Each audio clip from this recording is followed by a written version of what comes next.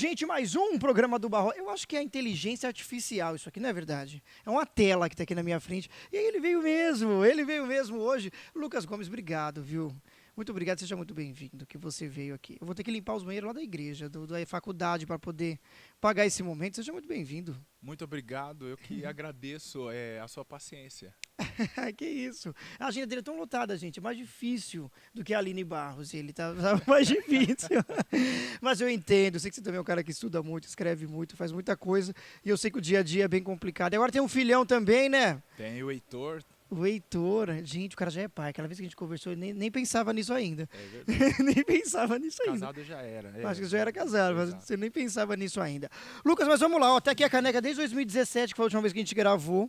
E ele falou, eu não tenho a caneca. Agora você tem a caneca Ai, aí, que ó. maravilha. Obrigado. Você viu? também ainda faz as canecas também ou não? Não, eu dei uma pausa por enquanto. Tem uma pausa por enquanto, mas tá aí, ó.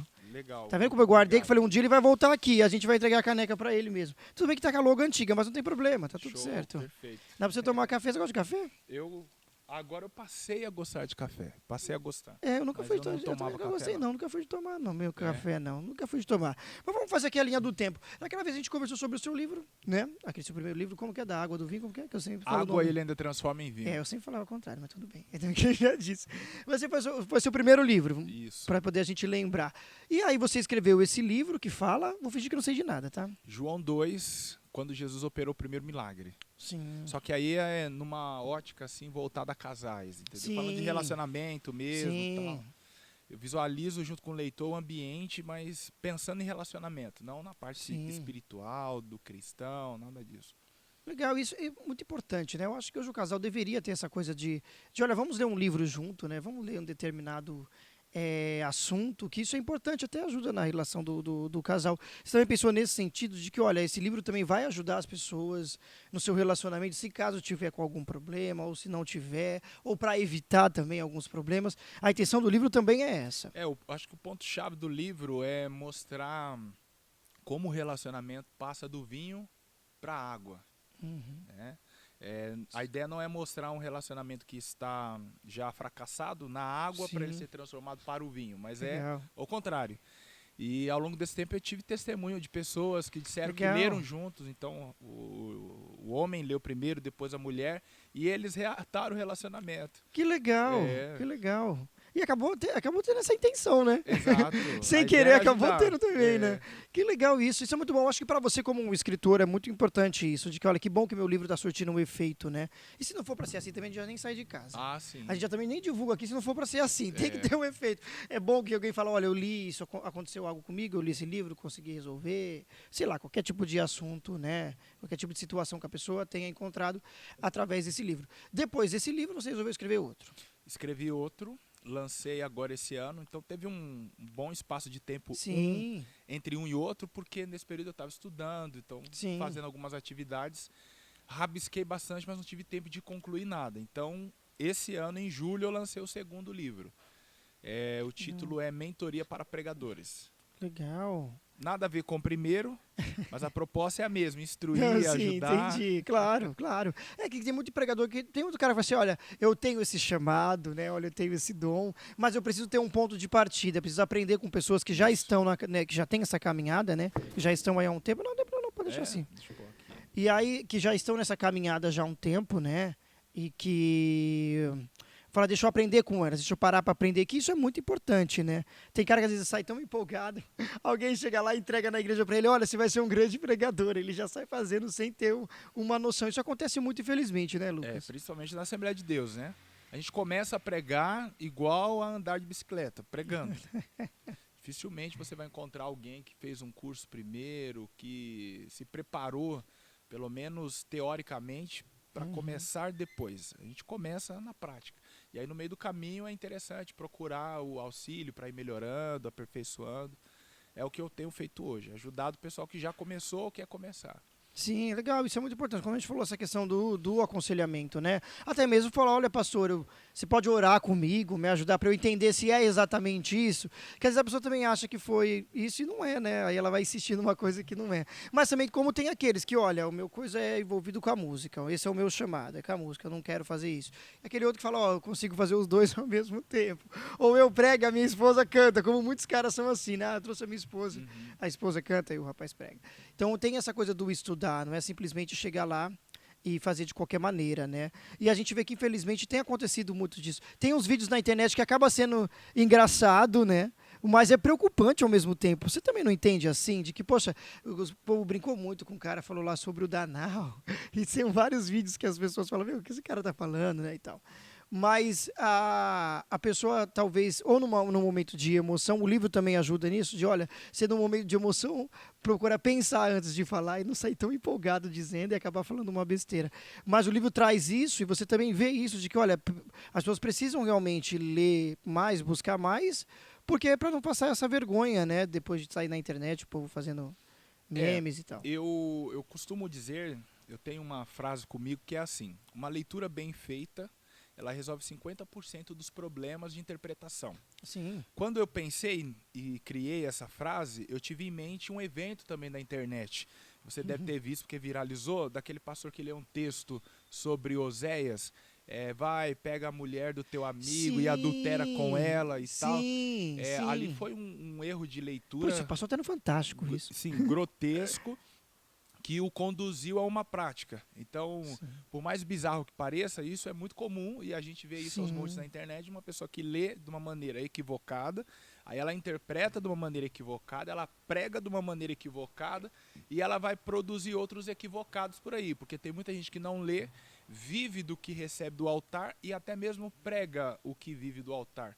Então, esse livro eu proponho ajudar as pessoas a ler a Bíblia. Então parece algo assim muito Claro, presunçoso da é o minha parte, principal, né? É o né? primeiro passo, Poxa, como você que lê você vai mais a ensinar Bíblia. alguém a ler a Bíblia? É diferente, não é como você ler um jornal ou um gibi, enfim, qualquer outro texto literário. Eu costumo dizer que nessa questão da leitura, o intérprete, quem Sim. propõe interpretar, precisa se interessar pelo texto, a ponto de ler, reler, fazer anotações, pesquisar, para depois partir para a interpretação. Aí evita essas questões, porque hoje a internet está muito atenta. Eu não sei se tem algum robô no YouTube ou nas outras redes sociais que pega essas coisas, porque é impossível os caras estarem atentos a tudo, Se né? não, e sempre tem alguém com o celular, tá? Exato. Sempre naquela hora tem alguém com o celular que tava gravando alguma outra coisa, mas achou interessante, gravou e o negócio explode, Então né, eu acho cara? que essa é a época onde temos que estar mais atento ainda ao que falamos. Sim, sim. Então, essa questão da Porque depois a leitura, internet vai jogar na cara da pessoa. depois Fala, vai olha aqui, ó, o que jogar. você falou, ó. Não, mas eu não fiz isso, não. Falou sim, você É, estava equivocado. Olha aqui, ó. exato. E não é só Você o que você entendeu? fala errado, uma interpretação errada, mas é um pensamento que você põe agora e daqui 5, 10 anos você muda ele.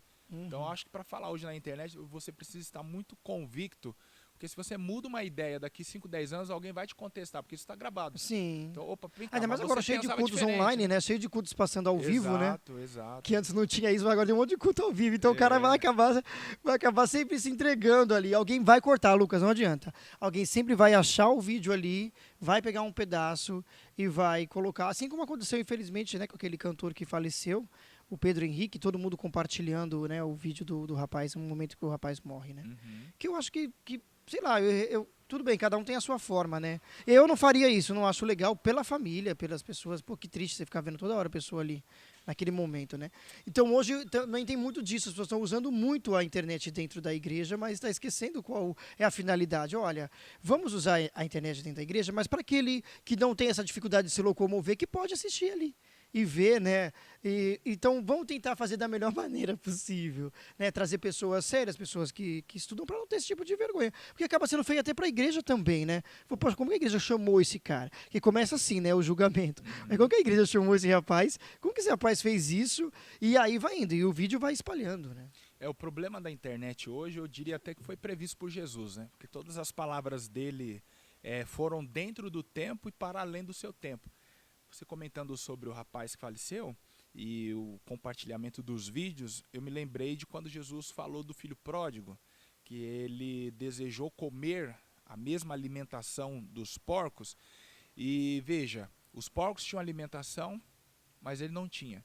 Então parece que Jesus ali estava falando de uma época, mas claro, apontando para a sua também, onde os animais ou as coisas teriam muito mais valor do que as pessoas.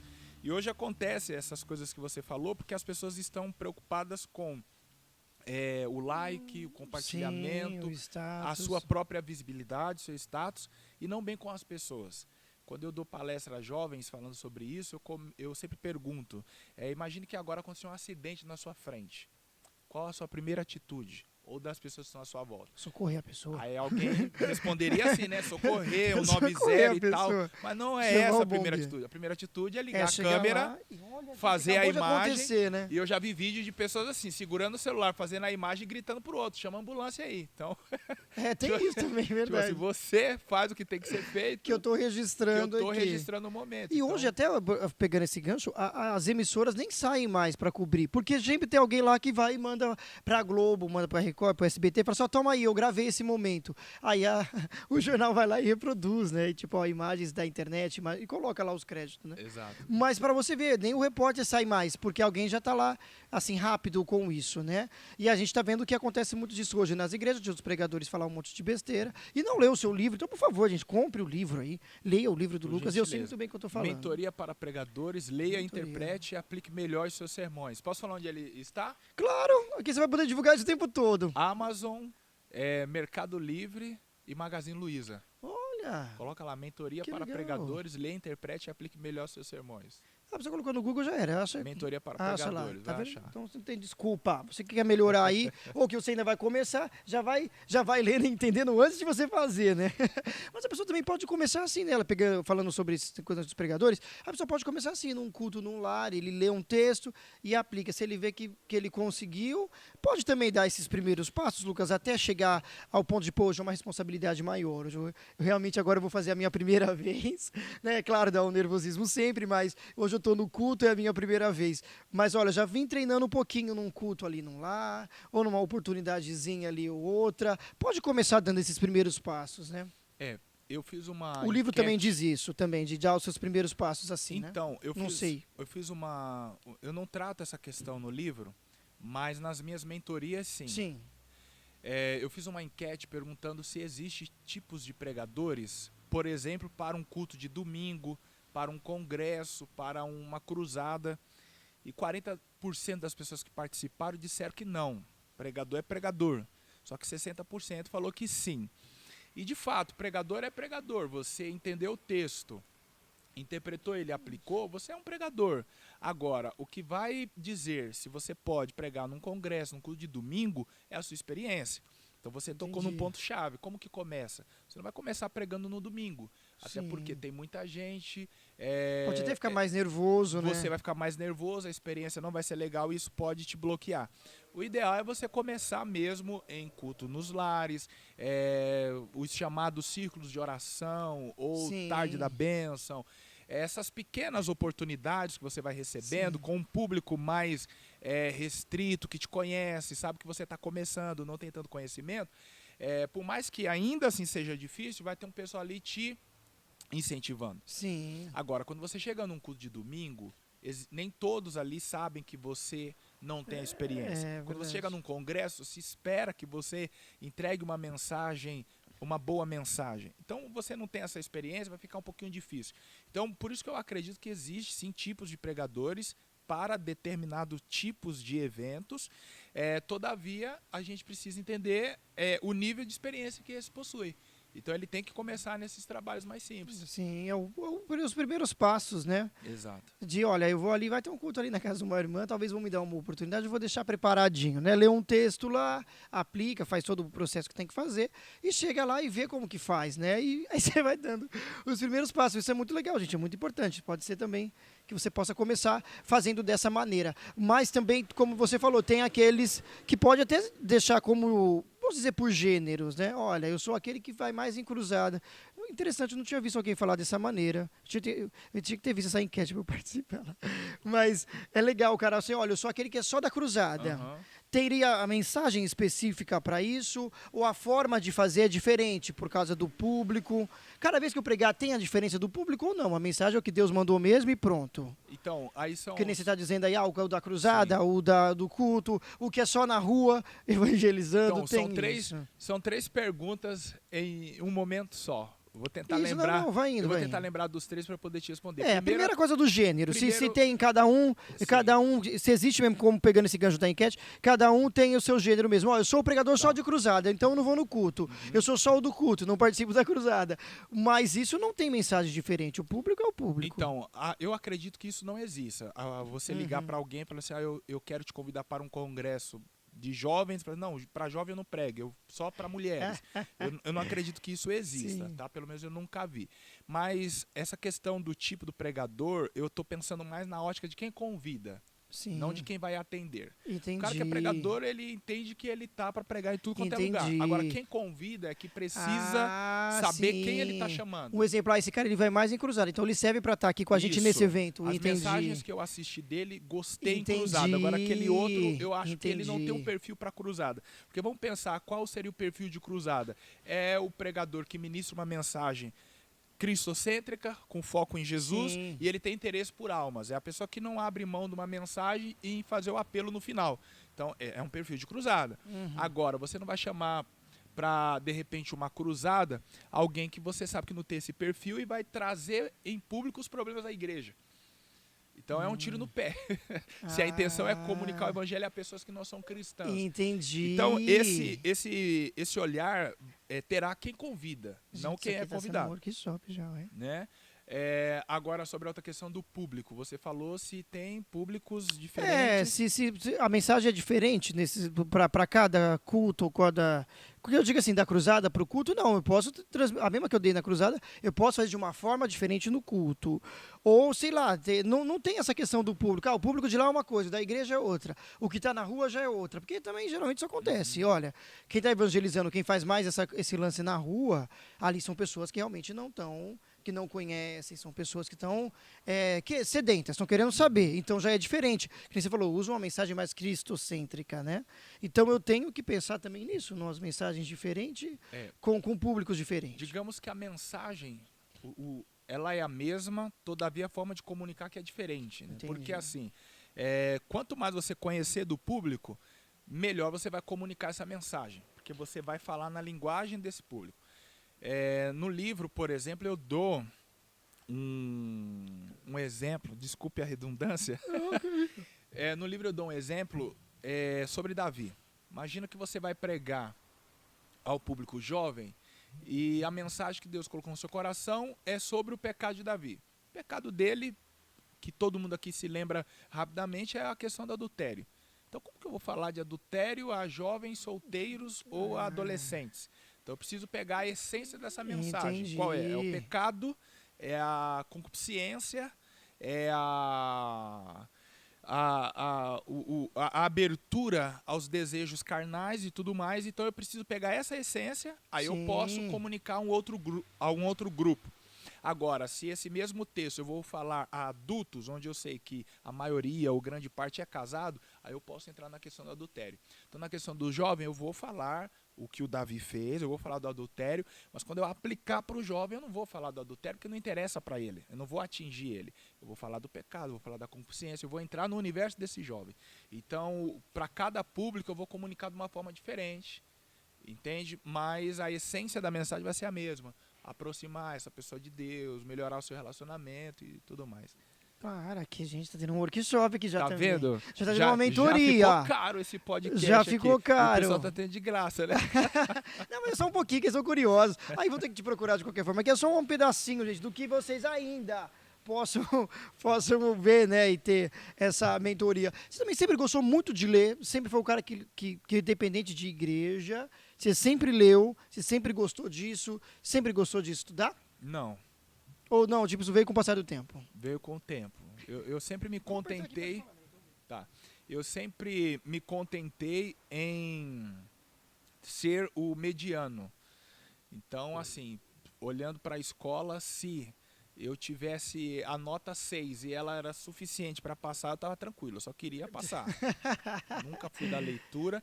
Todavia, ao me aproximar de pessoas que tinham o hábito da leitura, eu comecei a me interessar. Então eu falei, poxa vida, eu acho que aonde eu estou beber água aí também, a hora que quiser. exige isso de mim, a leitura, porque eu preciso do conhecimento. Então eu preciso começar a ler. Então foi a partir das amizades que eu tinha que eu passei a me interessar. Aí em segundo lugar veio a necessidade. Poxa, eu sou um pregador, eu sou um professor de EBD, eu preciso conhecer.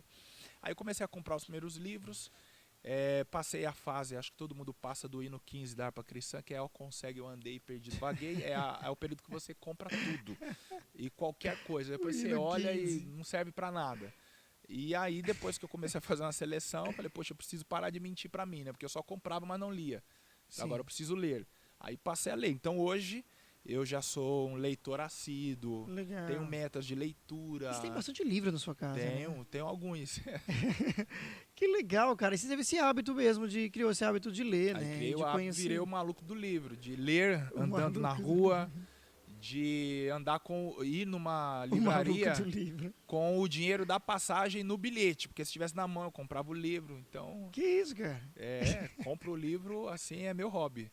E ler também, claro. Que legal. E a esposa também criou esse hábito? Não, acabou se acostumando com isso? Não. Eu já consegui... Mesmo ela casada com o maluco do livro? Não, eu já consegui incentivar algumas pessoas... bacana porque o pessoal nos procura e fala assim, Lucas, eu comecei a ler. Tem um amigo que esse ano ele também colocou metas e já leu mais do que eu. Pelo menos uns 10 ou 15 livros a mais do que eu no ano. E disse ter começado a partir de ver as minhas postagens, os meus incentivos. Agora, dentro de casa não consegui isso ainda não. Está se cumprindo o que Jesus falou, né? Que o profeta em casa ele não tem honra. Eu não consegui ainda fazer a Camila se apaixonar pela leitura. Daqui a pouco ela não vai ter pra onde correr, não. Ela já tá em casa com o maluco do livro, ela não vai ter pra onde correr. Mas o menino, você já olha, você já vê, já faz um teste vocacional com ele? Você olha e fala, eu acho que meu filho já tem indícios pra alguma coisa, ou não? Você acha que ainda é cedo pra isso? Não, é muito cedo. E também, assim, não tem... Nem você observando ele, fala assim, eu acho que ele vai pra música, eu acho que alguma coisa... Você não entendeu isso ainda? Então, assim, eu acho que é cedo, mas ele gosta bastante, assim, de bateria. Eu acho que é coisa da idade. As crianças, como sempre, na maioria, a bateria chama atenção pelo barulho e tal. Então, termina o culto, ele quer ir pra bateria, chora se não deixar ir. Isso, tanto que, já chegou nessa fase. Tanto que ano que vem pretendemos... Ano que vem não, esse ano, pretendemos comprar uma mini bateria para ele ficar fazendo barulho em casa. Talvez a partir daí ele se desperte para música. Mas eu não diria ainda que é uma vocação. É aquela coisa da criança que sempre quer mesmo o barulho. E é engraçado, né, gente? Nas igrejas sempre é assim. É sempre a bateria. Ninguém vai lá atrás do violão, do teclado, de nada. É a bateria. Que a bateria é mais barulhento, chama mais a atenção. Mas que interessante isso, né? A gente falando sobre até essa questão da criança. Tem criança que já gosta, mesmo com 10 anos, né, de idade, que já gosta muito de ler, que já tem esse hábito de ler. Isso é muito importante. Você sente que se as pessoas também tivessem mais incentivo à cultura, se hoje nas escolas também incentivassem mais a leitura, seria um pouco melhorzinho o mundo? Seria um pouco mais diferente? Então, assim... Lendo qualquer tipo de livro, claro, com determinado assunto, né? Sim. E até mesmo históricos também. Eu não diria tanto por parte da escola, porque assim, hoje eu estou trabalhando na rede estadual de ensino, sou professor de história. Então, olhando para o ambiente escolar, existe muito incentivo. Se não todas, mas eu acredito que a maioria das escolas tem, ainda que pequena, mas uma biblioteca lá. O aluno ele pode ir e fazer o seu cadastro, retirar um livro, renovar, se não conseguir ler em uma semana, enfim. Então, no ambiente escolar existe o incentivo. Eu acredito que falta um apoio familiar. Então, se referindo ao Heitor, hoje, por exemplo, em casa a gente tem um monte de livrinhos, mesmo ele com 2 anos, tem um monte de livrinhos que é dele. Então, ele não rasga, é algo interessante que ele não rasga, mas ele pega todos os dias e fala, filho, vai ler. Então, são livros com imagens, ele gosta de pegar, às vezes ele dorme com o livro do lado. Que legal isso! Não só o livro, mas alguns brinquedos, sabe? Pai, pega o livro pra mim. Aí ele dorme com o livro do lado, ou então dorme com algum brinquedo do lado. Mas não rasga nem nada. Não rasga. Olha só, eu não acho rabisca que nem nada. O incentivo começa dentro de casa. Que interessante. Por quê? Na minha casa eu nunca tive esse incentivo para leitura. Então nunca fui um fã de leitura. O primeiro livro que eu li, eu devia ter uns 16, 15 anos, 16, e ele era cheio de imagens. Foi Estação Carandiru de Drauzio Varela. Tinha muitas imagens. E foi uma luta para eu conseguir terminar. Nossa. Então eu acredito que se houvesse um incentivo em casa, nossa, entendeu? Seria muito legal. Mas eu me lembro que com 10 anos, amigos da escola chegavam na biblioteca, nas aulas de leitura, e já sabia o que procurar. Porque em casa tinha um pai e uma mãe que incentivava. E, obviamente, se as famílias incentivarem mais os seus filhos à leitura, nós teremos um mundo melhor, sim. Porque a leitura, ela te contribui em todos os aspectos, né? Você fala melhor, você raciocina melhor, você tem ideias melhores, enfim, você se transforma como um todo. Então, o problema é que as famílias, elas hoje, na sua grande maioria, pensando aí nas famílias de baixa renda, elas transferem uma responsabilidade que é delas. E desde o período bíblico, a família tinha a responsabilidade de educar os seus filhos. As mães os educavam até os 5 anos de idade. Depois que o pai o pegava, levava para a sinagoga e tal, ele ia aprender outras coisas. Mas a princípio eram as mães. Paulo louvou isso dentro da família de Timóteo, seu filho na fé, um importante pastor, enfim, que a mãe e a avó foram importantes na construção do conhecimento daquele rapaz. Então, se as famílias não transferissem essa responsabilidade para a escola, e pensando no ambiente cristão, transferissem essa responsabilidade para a igreja, para a professora da escola dominical, com certeza as coisas iam dar melhores. Ia ser muito diferente, né? Cara, que interessante isso, viu, gente? Tá vendo? O Guilherme veio aqui, ele conversou com a gente, e ele faz isso também com o filho dele. Acho que o filho dele deve ter 3 agora, uns 3, 4 anos. E ele faz isso também, sempre lê com o filho, mostra o livro e tal. Aí você vê que o moleque também já vai se interessando, né? Muito legal, como você falou, os pais já vêm, se os pais já começarem a dar esse incentivo, no futuro as coisas vão mudando, né? Exatamente, muito bom. Então, falta isso. Acho que, por mais que você não faça, muitos pais não têm o feeling para leitura e tantas outras coisas. Acho que você não precisa ser para incentivar alguém, basta você reconhecer o valor. Exatamente. Reconhecer o valor, incentiva e pronto, né? Embora o pai do Neymar também se chame Neymar, ele não foi um Neymar, né? Deu para entender, né? Verdade. Mas ele incentivou o Neymar a ser quem ele é hoje. Então, verdade. Nossa, olha, verdade. Vou até fazer um corte. Filosofei tá agora, será? Nossa. Agora o Neymar... Marca aí Neymar Júnior. Sim, nós vamos cortar aqui e o Neymar vai ficar marcado. Lucas, então, a gente falando aqui sobre o livro, falando sobre a questão da leitura e tudo, foi tudo muito importante. Mas eu quero pegar também por esse lado agora mais o estudo, né? Você falou que você também estudou, você se formou, hoje você também dá aula, como você falou, no ensino, né? Nas escolas, como professor de história. Mas e a teologia e essa coisa toda? Como que também entrou tudo na tua vida? Então, tudo a Esse partir desejo, da igreja. Né? Tudo a partir da igreja. Como o caso da leitura também. Eu comecei a dar aula na escola dominical com 13 anos, mas aula assim, que não isso, porque gente, eu adolescente tinha... desenvolvido é isso? Que com 13 anos já fazia isso? É o que eu ia falar agora. Não por ter conhecimento, é por não haver opções melhores na igreja que eu frequentava. Então eu costumo dizer que dos piores eu era o melhor, então chamo o Lucas para dar aula. E aí comecei. Mas aos 21 anos, por aí, eu comecei a fazer teologia. Era um curso livre, depois eu passei para a graduação, me formei. Enquanto fazia a graduação em teologia, eu comecei a história. E aí consegui concluir os 2 cursos ao mesmo tempo. Caramba, aí hoje eu dou aula de história, teologia. Legal.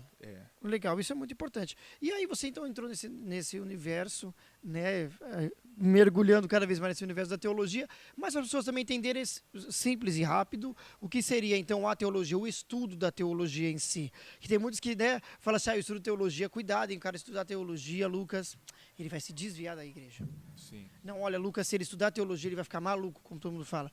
Se estudar teologia, o padre também pode estudar, o pai de santo, não sei quem, todo mundo pode estudar teologia. Claro que o curso está lá, qualquer um pode fazer mesmo. Não tinha nem necessidade das pessoas dizerem isso. Mas a teologia em si é o estudo do quê? Vou também fingir que não sei de nada. E aí, o estudo do quê? O que eu aprendo com a teologia, o que eu posso aplicar para a minha vida? Eu não preciso ser da igreja, mas eu quero estudar teologia. O que vai surtir em efeito nisso? Entendi. Bom, o estudo teológico, como você mesmo falou, ele, como qualquer outra ciência está aberto a todos, né? E é sempre importante você ter o conhecimento porque você dialoga melhor com o mundo.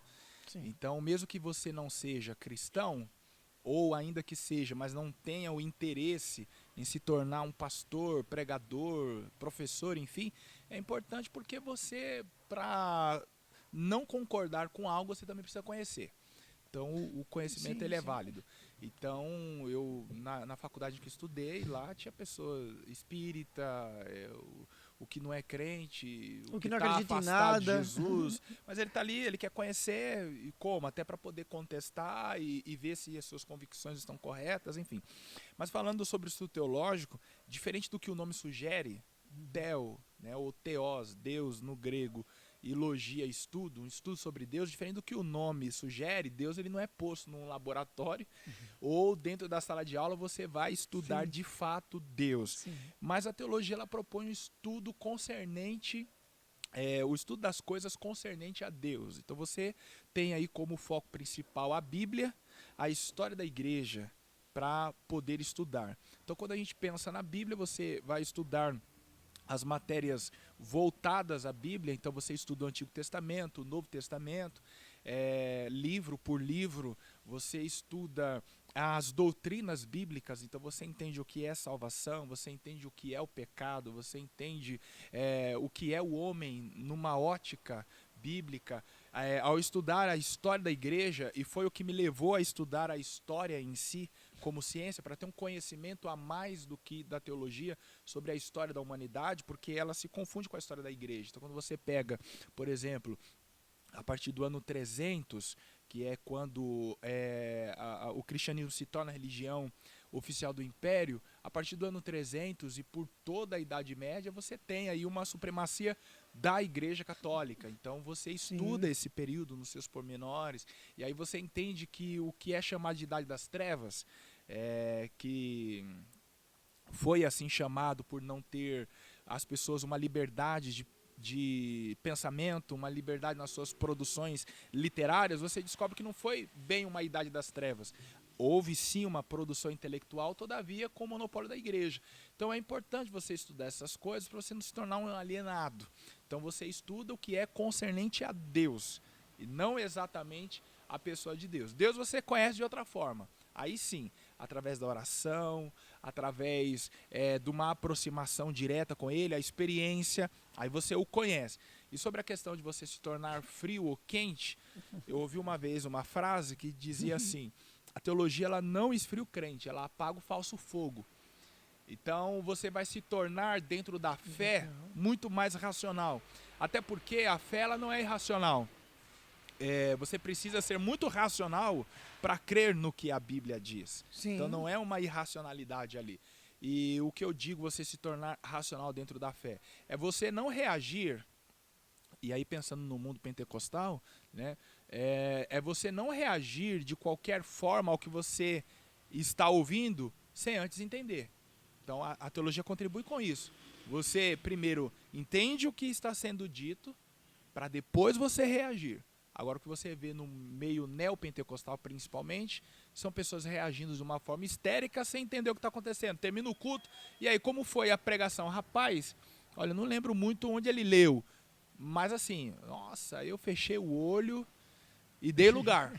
Poxa vida, ele não sabe onde foi lido, não sabe o que foi dito, mas sentiu Deus. Então aí é onde eu digo que existe uma irracionalidade. Agora, como ser racional? É você ouvir, é você entender, opa, isso é coerente, é bíblico, Deus está falando comigo. Aí você reage como você quiser. Você pula, você grita, você chora, você corre, faz o que você quiser. Mas não esfria ninguém não, só apaga o falso fogo. Olha só, apaga o falso fogo. Que isso? Podia acabar esse programa aqui agora.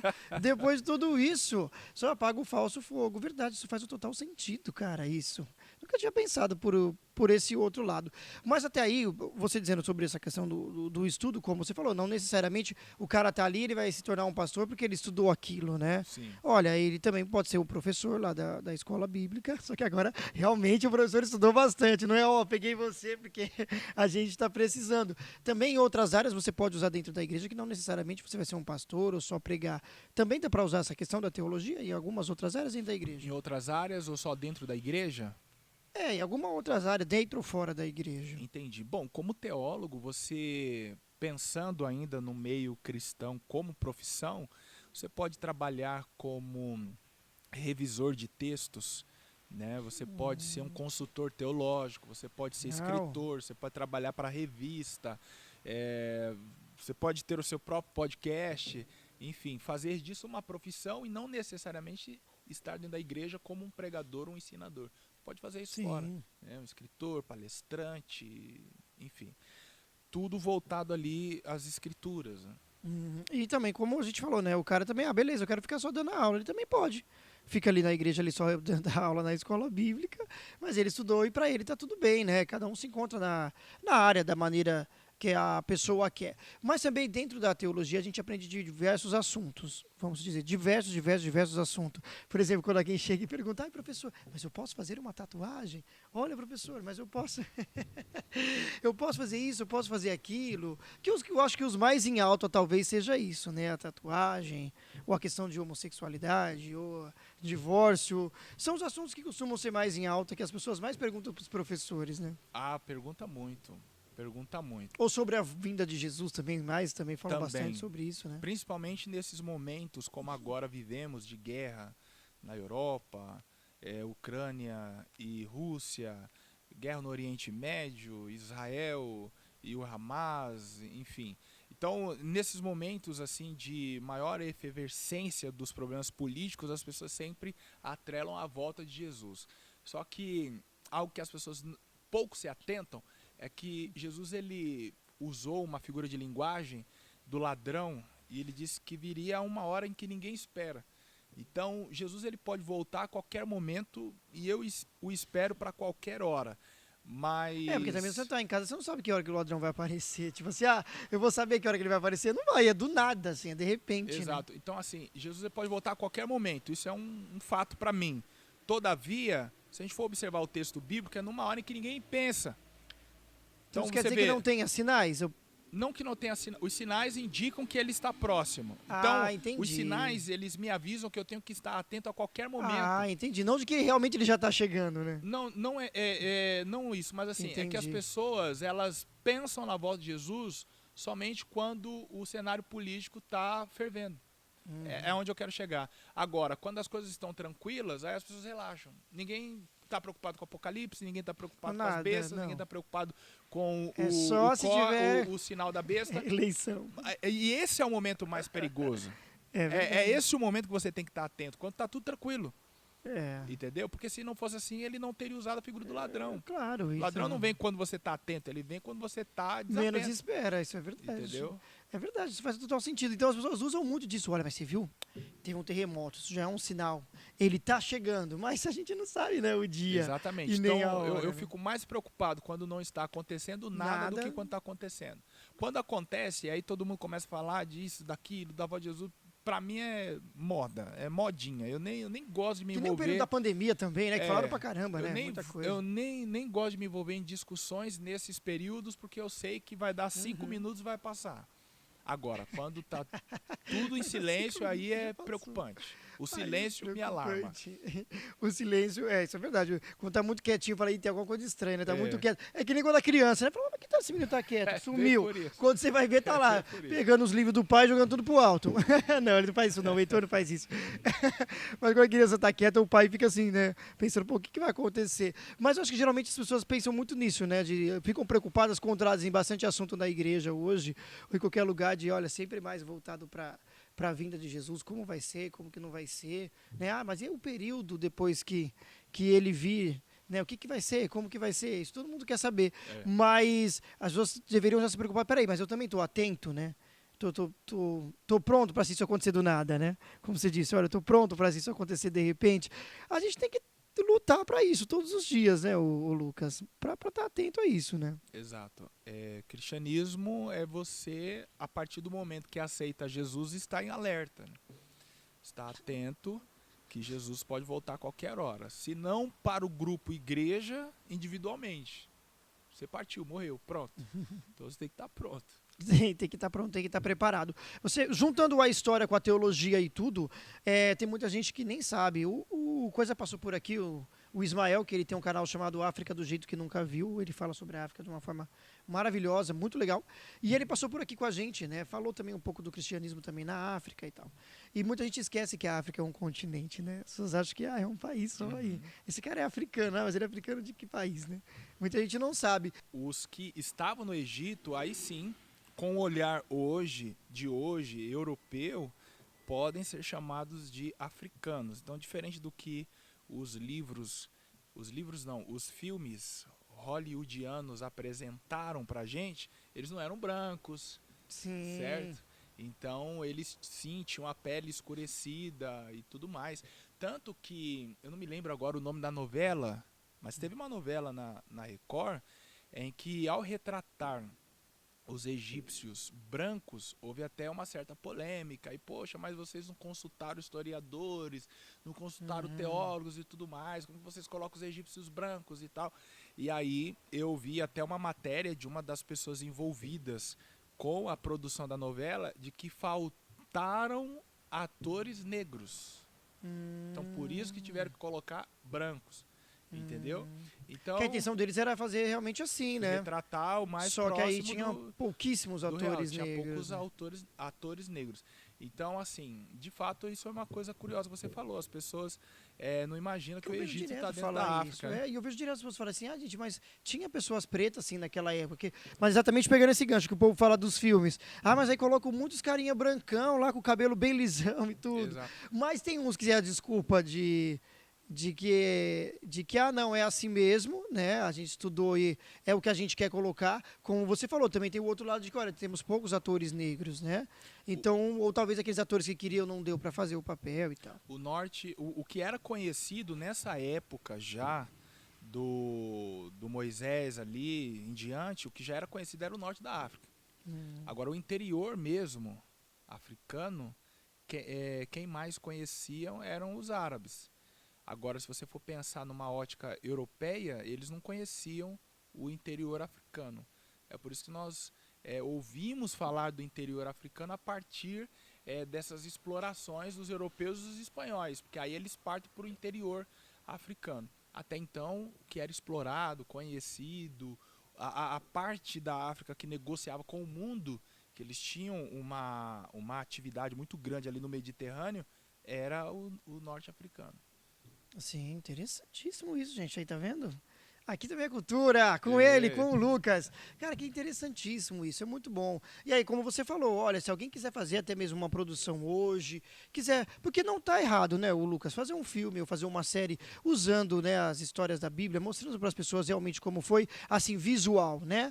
Uma coisa é eu ler e a outra é ser visual. É sempre bom e muito importante. Olha, eu tenho esse desejo de produzir, eu sou um diretor, mas vamos procurar alguém mais especialista nesse assunto para ajudar a compor, né? Às vezes falta isso também em algumas coisas. A gente viu, teve já umas do Noé, já teve um filme muito estranho assim também, né? Que até a gente assistindo, que não entende tanto, falou, pô, tem alguma coisa estranha aí, né? Acho que até imagino, você também já deve ter visto vários nesse sentido, de que, olha, eu acho que aquele que não consultaram um teólogo, não consultaram alguém para fazer isso. Mas é importante hoje ter essa coisa. Até mesmo desses da Record, você assistiu algum desses aí da Record ou não?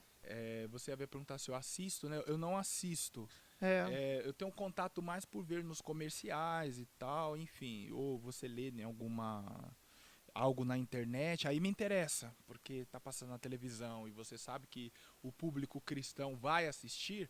A questão é que, assim, eu não sou especialista na questão da arte, né? Embora seja professor de história, eu não sou especialista na questão da arte, mas o que eu sei é que a arte ela não tem esse compromisso em retratar fielmente a verdade.